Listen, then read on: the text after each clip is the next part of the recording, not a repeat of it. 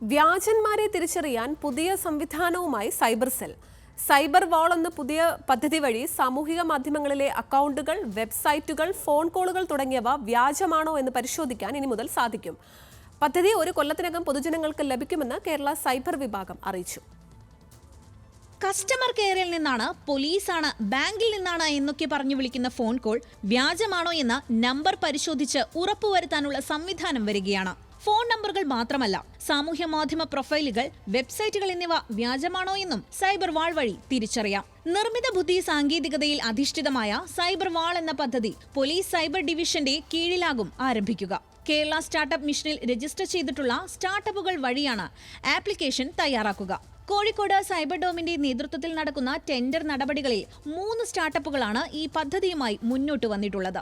ഒരു കൊല്ലത്തിനുള്ളിൽ ആപ്പ് പൊതുജനങ്ങൾക്ക് ലഭ്യമാക്കാനാണ് ഉദ്ദേശിക്കുന്നത്.